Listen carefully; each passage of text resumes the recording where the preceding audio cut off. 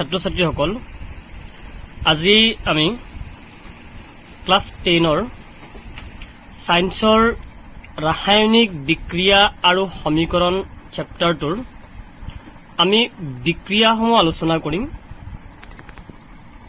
ৰাসায়নিক সমীকৰণবিলাক আমি কেনেকৈ বনাব লাগে, তাক কেনেকৈ সন্তুলন কৰিব লাগে, আমি আজি এই ভিডিঅ'টোত সেই বিষয়ে আলোচনা কৰিম। প্ৰথমতে আছে চোৱা 5 নম্বৰত তলৰ উক্তিসমূহ ৰাসায়নিক সমীকৰণৰ ৰূপত লিখা আৰু সন্তুলন কৰা। এই নম্বৰত কৈছে হাইড্ৰোজেন গেছে নাইট্ৰোজেনৰ সৈতে লগ হৈ এমোনিয়া প্ৰস্তুত কৰে। আমি প্ৰথমতে সমীকৰণটো গঠন কৰিম, তাৰ পিছত আমি ইয়াৰ সমাধান কৰিম। এতিয়া চোৱা হাইড্ৰোজেন গেছ বুলি ক'লে এনে হাইড্ৰোজেন বুলি ক'লে H, যেতিয়া হাইড্ৰোজেন গেছ বুলি ক'ব এটা যৌগ হিচাপে থাকিব, এটা অণু হিচাপে থাকিব, সেই কাৰণে আমি তাক কি লিখিব লাগিব H2 বুলি লিখিব লাগিব। হাইড্ৰোজেন গেছে লগ হ'ব, তাৰমানে ই বিক্ৰিয়া কৰিব, কাৰ লগত কৰিব নাইট্ৰোজেন গেছৰ লগত। গতিকে নাইট্ৰোজেন বুলি ক'লে N আৰু নাইট্ৰোজেন গেছ N2, ঠিক আছে। তা হাইড্ৰোজেন গেছ আৰু নাইট্ৰোজেন গেছ লগ হৈ কি প্ৰস্তুত কৰিব, এইখিনি যাৰ মাজত বিক্ৰিয়াটো সংঘটিত হয় সেইখিনি কাৰ্চিনডালৰ বাওঁফালে থাকিব, আৰু এই দুটাৰ মাজৰ বিক্ৰিয়াৰ ফলত যিটো উৎপন্ন হ'ব সেইটো কাৰ্চিনৰ সোঁফালে থাকিব। তে আমি গম পালো যে হাইড্ৰোজেন গেছে নাইট্ৰোজেনৰ সৈতে লগ হৈ, তাৰমানে হাইড্ৰোজেন আৰু নাইট্ৰোজেনৰ মাজত বিক্ৰিয়াটো হৈছে কি প্ৰস্তুত কৰিব, এমোনিয়া প্ৰস্তুত কৰে। এমোনিয়া বুলি ক'লে প্ৰথমতে লিখিব লাগিব N মানে নাইট্ৰোজেন, পিছত আহিব হাইড্ৰোজেন। এই দুটা মৌলই আছে, আমি লিখিলো যৌগ হিচাপে আমি বনাম।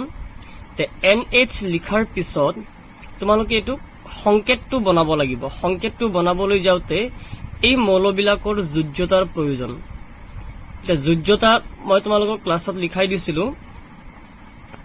এতিয়া যোজ্যতাৰ কাৰণে নাইট্ৰোজেনৰ পাৰমাণৱিক সংখ্যা মনত পেলোৱা যে নাইট্ৰোজেনৰ পাৰমাণৱিক সংখ্যা হ'ল 7, সেইকাৰণে ইলেক্ট্ৰনিক বিন্যাস হ'ব 2,5, ঠিক আছে।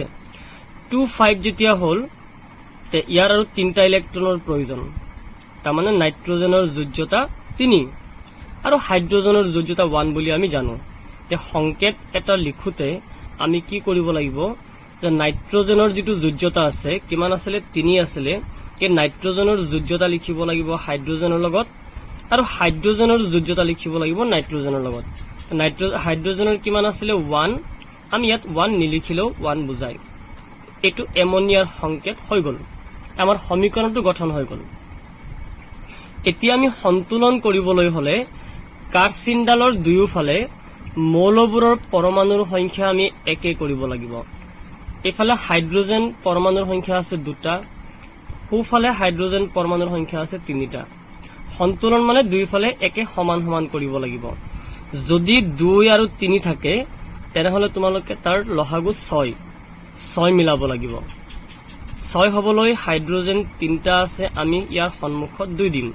আৰু মনত ৰাখিবা সন্তুলন কৰিলে এই মৌলটোৰ বা এই যৌগটোৰ এনেকুৱাত তোমালোকে ধৰিব নোৱাৰিবা, টাচ কৰিব নোৱাৰিবা, আৰু এইটো এমোনিয়াৰ সংকেত NH3 হৈ গ'ল। এইটো আৰু সন্তুলন আমি কৰিবলৈ হলে কিবা সংখ্যা লিখিলে সেয়া আমি সন্মুখত লিখিব লাগিব। এতিয়া আমি ইয়াত 2 দিয়াৰ লগে লগে হাইড্ৰোজেন হৈ গ'ল কেইটা 6টা, মানে H3 দুটা হৈ গ'ল, তাৰমানে 6টা। আৰু এই 2টোক নাইট্ৰোজেনো পাই আছে। আমি প্ৰথমতে হাইড্ৰোজেন মিলাই লওঁ। ইয়াত 2 দিয়াত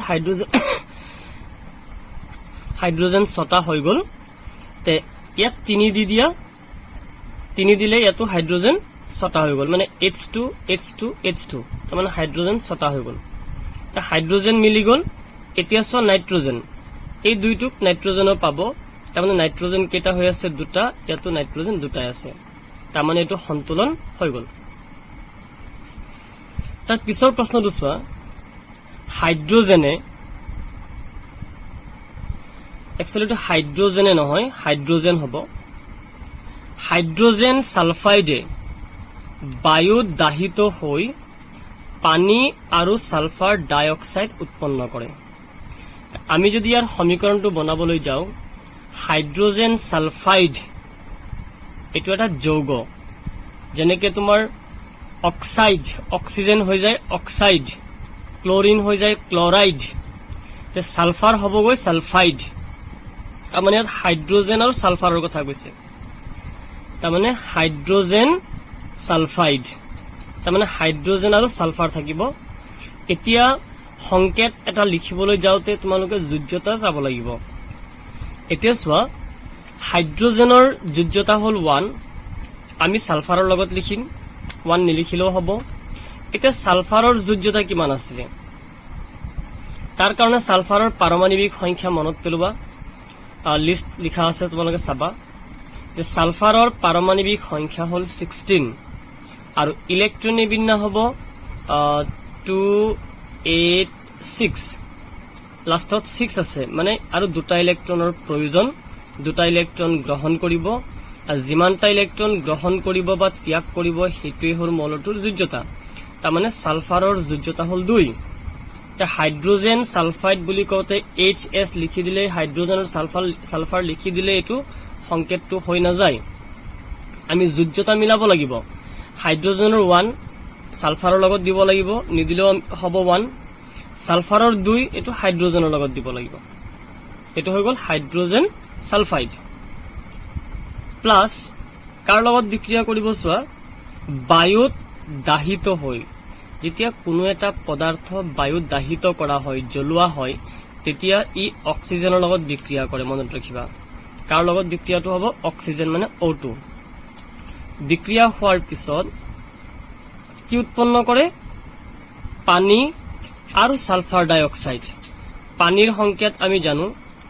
H2O প্লাস আৰু কি উৎপন্ন কৰিব সালফাৰ ডাই অক্সাইড সালফাৰ ডাই অক্সাইড বুলি কলে O2 SO2 কাৰ্বন ডাই অক্সাইড কাৰ্বন C ডাই অক্সাইড বুলি কলে O2 সালফাৰ ডাই অক্সাইড সালফাৰ S ডাই অক্সাইড বুলি কলে O2 আমাৰ সমীকৰণ গঠন হৈ গল এতিয়া আমি ইয়াক সন্তুলন কৰিব লাগিব সন্তুলন কৰিবলৈ হলে চোৱা হাইড্ৰোজেন এফালে দুটা আছে হেফালে দুটা আছে মিলি আছে সালফাৰ এটা আছে এটা মিলি আছে অক্সিজেন দুটা আছে তাত আছে এটা আৰু দুটা তিনটা মানে অক্সিজেন মিলি থাকা নাই আৰু তাত দুটা ইয়াত এটা তিনটা এক লগত নহয় বেলেগ বেলেগকে আছে গতিকে 6 মিলোৱাৰ প্ৰয়োজন নাই মই এফালে 2 এটা দিলু ইয়াত 2 দিয়াৰ লগে লগে অক্সিজেন হৈ গল দুটা আৰু দুটা তাৰ মানে কেটা হল 4টা আৰু হাইড্ৰোজেন কেটা হৈ গল 4টা চোৱা H2 মানে H2 দুটা হাইড্ৰোজেন মানে H2 দুবাৰ হল তাৰ মানে 4 হল হাইড্ৰোজেন যেটা 4 হল ইয়াতো 2 দি দিয়া ইয়াত 2 দিলে হাইড্ৰোজেন 4টা হৈ গল কিন্তু হাইড্ৰোজেন 4টা হতে এই দুইটুক কিন্তু সালফাৰও পাব সালফাৰও কেটা হল দুটা হল সালফাৰ যেতিয়া দুটা হল ইয়াত সালফাৰ কেটা আছে এটা আছে ইয়াৰ আগত আমি 2 দিব লাগিব 2 দিলে সালফাৰ দুটা হল আৰু সালফাৰ দুটা হ'ব যাওতে ইয়াত অক্সিজেন মানে O2 দুটা হৈ গল তে অক্সিজেন টোটাল কেটা হল হিসাব কৰা O2 দুটা মানে ইয়াত 4 হল আৰু ইয়াত O দুটা মানে 6 হৈ গল টোটাল তে 6 হবলৈ ইয়াত আমি কি কৰিব লাগিব 3 দিব লাগিব তে O2 তিনিটা মানে অক্সিজেন 6টা মানে সবতে এতিয়া মিলি গল চোৱা ঠিক আছে তাৰ পিছৰ প্ৰশ্নটো চোৱা বেৰিয়াম ক্লোৰাইডে এলুমিনিয়াম সালফেটৰে হৈতে বিক্ৰিয়া কৰি এলুমিনিয়াম ক্লোৰাইড আৰু বেৰিয়াম সালফেটৰ অধক্ষেপ উৎপন্ন কৰে মন কৰিবা বেৰিয়াম ক্লোৰাইড বেৰিয়াম মানে হল BA আৰু ক্লোৰাইড মানে ক্লোৰিন ঠিক আছে ইয়াত কি আছে মৌল বেৰিয়াম আছে আৰু ক্লোৰিন আছে মানে দুটা মিলি এটা যৌগ হল বেৰিয়াম ক্লোৰাইড এটা যৌগ এই যৌগটোত কি মৌল আছে বেৰিয়াম আছে আৰু ক্লোৰিন আছে আমি বেৰিয়াম আৰু ক্লোৰিন লিখি দিলে বেৰিয়াম ক্লোৰাইড হৈ না যায় ইয়াৰ সংকেতটো তোমালোকে মিলাব লাগিব তে মন কৰিবা বেৰিয়ামৰ যোজ্যতা হল 2 আৰু ক্লোৰিনৰ যোজ্যতা হল 1 মনত ৰাখিবা যোজ্যতা লিষ্টখন আছে তোমালোকে হয়তো চাই লবা বেৰিয়ামৰ যোজ্যতা আছে 2 আৰু ক্লোৰিনৰ হল 1 সংকেত লিখিবলৈ হলে বেৰিয়ামৰ যোজ্যতা লিখিবা ক্লোৰিনৰ লগত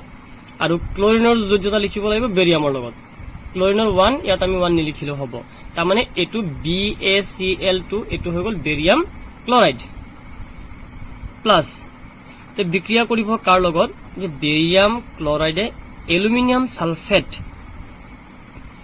এলুমিনিয়াম মানে হল Al, সালফেট মানে হল SO4, এটো সালফাইড নহয় অথনি নিচিনা, এটো সালফেট, সালফেট হলে তাৰ চিহ্নটো হল SO4। এতিয়া মনত ৰাখিবা এলুমিনিয়ামৰ যোজ্যতা আছিলে 3 আৰু সালফেটৰ হল 2, সালফেটৰ যোজ্যতা আহিব এলুমিনিয়ামৰ লগত আৰু এলুমিনিয়ামৰ যোজ্যতা যাব সালফেটৰ লগত। এলুমিনিয়ামৰ কিমান 3, এই 3 লিখিব লাগিব আমি সালফেটৰ লগত। এটা ব্ৰেকেট দি দিব লাগিব কাৰণ এটাতকৈ বেছি মলো আছে, সালফেট বুলি ক'লে এটাতকৈ বেছি মলো আছে আৰু গোটেই সালফেটে পাব লাগিব 3, সেইকাৰণে ব্ৰেকেট দি আমি 3 দিব লাগিব। এটো হৈ গল এলুমিনিয়াম সালফেটৰ সংকেত। কি উৎপন্ন হৈছে চোৱা, বিক্ৰিয়া কৰি এলুমিনিয়াম ক্লৰাইড, এলুমিনিয়াম মানে Al আৰু ক্লৰাইড মানে হল Cl, ঠিক আছে। এলুমিনিয়াম ক্লৰাইড মানে ইয়াত এলুমিনিয়াম আৰু ক্লোৰিন আছে, এলুমিনিয়াম Al, ক্লোৰিন হল Cl। এতিয়া সিহঁতৰ যোজ্যতা মিলোৱা, এলুমিনিয়ামৰ যোজ্যতা হল 3 আৰু ক্লোৰিনৰ যোজ্যতা হল 1। এলুমিনিয়ামৰ যোজ্যতা 3 তাক লিখিব লাগিব ক্লোৰিনৰ লগত আৰু ক্লোৰিনৰ যোজ্যতা 1 আমি তাক লিখিব লাগিব এলুমিনিয়ামৰ লগত, একটো নিদিলেও হ'ব। এটো হৈ গল এলুমিনিয়াম ক্লৰাইড প্লাস আৰু কি উৎপন্ন কৰিছে, আৰু বেৰিয়াম সালফেট, বেৰিয়াম মানে Ba, সালফেট মানে SO4। এতিয়া চোৱা সংকেত মিলাব লাগিব। এতিয়া বেৰিয়ামৰ যোজ্যতা 2, সালফেটৰ যোজ্যতাও 2, যদি সমান সমান থাকে কতোৱে আমি একো লিখিব নালাগে, ঠিক আছে। এটো আমি সমীকৰণ গঠন কৰিলো। এতিয়া আমি সন্তুলন কৰিম। ইয়াত বেৰিয়াম এটা আছে কাৰ্চিনডালৰ বাওফালে আৰু কাৰ্চিনৰ সোঁফালেও এটাই আছে, ক্লোৰিন 2টা আছে আৰু হিফালে ক্লোৰিন 3টা আছে। যদি 3টা আৰু 2টা হয় তেনেহলে 6টা মিলাব লাগিব। এতিয়া 6টা মিলাবলৈ হলে ইয়াত তোমালোকে 3 দিব লাগিব। আমি এতিয়া বেৰিয়াম চোৱা নাই, আমি ক্লোৰিন মিলাই আছো। ইয়াত 3 দিলে ক্লোৰিন মানে Cl2 Cl2 Cl2 তিনিবাৰ হল, তাৰমানে কেইটা হৈ গল 6টা। ক্লোৰিন 6টা হল। ইয়াত ক্লোৰিন কেইটা আছিলে 3টা আছিলে, ইয়াত 2 দিলে Cl3 Cl3 দুবাৰ হ'ব, তাৰ মানে ক্লোৰিন 6টা হৈ গল। আমি ক্লোৰিন মিলাইছো দেই, ক্লোৰিন 6টা মিলি গল। ক্লোৰিন মিলাব যাওঁতে ইয়াত সন্মুখত যেটো 2 দিছো ইয়াক এলুমিনিয়াম পাব, এলুমিনিয়াম কেইটা হৈ গল 2টা হৈ গল, ইয়াত 2টা আছে অলৰেডি আৰু ইয়াত 3 দিওঁতে এই 3টো বেৰিয়ামে পাব। বেৰিয়ামৰ অলৰেডি ইয়াত যেটা 3টা হল তাত চোৱাচোন এটা আছে, ইয়াত বেৰিয়াম 3টা, তাত বেৰিয়াম কেইটা আছে এটা আছে। ইয়াৰ আগত আমি কি কৰিব লাগিব 3 দিব লাগিব। 3 দিয়াত বেৰিয়াম 3টা হল। এই বেৰিয়াম 3টা কৰিব যাওঁতে সালফেট, এই সালফেটও 3টা হৈ গল, কাৰণ এই 3 সালফেটে পাব, সালফেটও 3টা হৈ গল। এতিয়া এইফালে চোৱা সালফেট 3টা অলৰেডি আছে, তাৰমানে আমাৰ সন্তুলন হৈ গল। তাৰ পিছৰ প্ৰশ্নটো চাবা, পটাছিয়াম ধাতুৱে পানীৰে সৈতে বিক্ৰিয়া কৰি পটাছিয়াম হাইড্ৰক্সাইড আৰু হাইড্ৰোজেন গেছ উৎপন্ন কৰে। পটাছিয়াম ধাতু মানে হল K, এটো সিঙ্গল থাকিব দেই। পটাছিয়াম ধাতু প্লাস ই বিক্ৰিয়া কৰিছে কাৰ লগত, পানীৰ সৈতে। পানীৰ সংকেতটো হল H2O, ঠিক আছে। পটাছিয়াম প্লাস পানী মানে পটাছিয়াম ধাতুৱে পানীৰ সৈতে বিক্ৰিয়া কৰি যেটো যাৰ মাজত বিক্ৰিয়া হয় এইখিনি কাৰ্চিনডালৰ বাওফালে থাকে আৰু যেটো উৎপন্ন হয় হেতু কাৰ্চিনডালৰ সোঁফালে যাব। পটাছিয়াম ধাতুৱে পানীৰে সৈতে বিক্ৰিয়া কৰি মানে পটাছিয়াম ধাতু পানীৰ সৈতে বিক্ৰিয়া কৰিছে, কি উৎপন্ন কৰিছে, পটাছিয়াম হাইড্ৰক্সাইড আৰু হাইড্ৰোজেন গেছ উৎপন্ন কৰে। আৰু এটো তোমালোকে ধৰ্ম মনত ৰাখিবা, ধাতুৱে পানীৰ লগত বিক্ৰিয়া কৰিলে ধাতুটোৰ অক্সাইড আৰু হাইড্ৰোজেন গেছ উৎপন্ন কৰে। নাইবা পানীত দ্ৰৱণীয় ধাতুৱে পানীৰ লগত বিক্ৰিয়া কৰিলে ধাতুটোৰ হাইড্ৰক্সাইড আৰু হাইড্ৰোজেন গেছ উৎপন্ন কৰে। সেইফালৰ পৰা চাব গলে পটাছিয়ামে যেতিয়া পানীৰ লগত বিক্ৰিয়া কৰিছে ইয়াত কি উৎপন্ন কৰিছে, পটাছিয়াম হাইড্ৰক্সাইড। পটাছিয়াম বুলি ক'লে কি, হাইড্ৰক্সাইড মানে হল OH, ঠিক আছে। এতিয়া মনত ৰাখিবা পটাছিয়ামৰ যোজ্যতা হল 1 আৰু হাইড্ৰক্সাইডৰ যোজ্যতাও 1 তে পটাছিয়ামৰো 1 হাইড্ৰক্সাইডৰো 1 গতিকে একো কৰিব নালাগে এইটো হল পটাছিয়াম হাইড্ৰক্সাইড প্লাস কি উৎপন্ন কৰিছে হাইড্ৰোজেন গ্যাস বুলি কলে H2 হল এতিয়া তোমালোকে চোৱা সন্তুলন পটাছিয়াম এটাই আছে অক্সিজেন এটাই আছিল হাইড্ৰোজেন দুটা হেফালে তিনটা আছে দুটা তিনটা আছে এতিয়া ছটা মিলাব নালাগে বেলেগ কে আছে না নাই ইয়াত দুই দি দিয়া ইয়াত দুই দিলে হাইড্ৰোজেন কেটা হল চাৰিটা মানে ইয়াত দুটা চাৰিটা হল না নাই আৰ চিন্তালৰ সোফালে আছে কেটা চাৰিটা এফালে আছে দুটা আগত দুই দি দিলে কেটা হৈ গল চাৰিটা হৈ গল তে এই দুইটো অক্সিজেন পাব অক্সিজেন কেটা হৈ গল দুটা আৰু এই দুইটোকো অক্সিজেন পাব তাৰ মানে অক্সিজেন দুটা হৈ গল আৰু পটাছিয়াম কেটা আছে এফালে দুটা আছে মানে এই দুইটোক পটাছিয়াম পাব অক্সিজেন পাব হাইড্ৰোজেন পাব তে হাইড্ৰোজেন দুটা চাৰিটা হল ইয়াত আমি চাৰিটা বনালো আৰু অক্সিজেনও দুটা হল এফালেও অক্সিজেন দুটা হৈ গল আৰু পটাছিয়াম দুটা হৈ আছে কিন্তু বাফালে এটা আছে ইয়াৰ আগত দুই দি দিয়া ঠিক আছে এখিনি আছিল অনুশীলনী 5 নম্বৰৰ সমীকৰণ বিলাক ঠিক আছে মই পৰৱৰ্তী ভিডিঅত 6 নম্বৰ খিনি আলোচনা কৰিম এখিনি তোমালোকে আশা কৰিছো এখিনিয়ে তোমালোকক সমীকৰণ খিনি শিকাত যথেষ্ট সহায় কৰিব আৰু পৰৱৰ্তী ভিডিঅ সমূহ পাবলৈ মোৰ চেনেলটো অনুগ্ৰহ কৰি সাবস্ক্ৰাইব কৰি দিবা ধন্যবাদ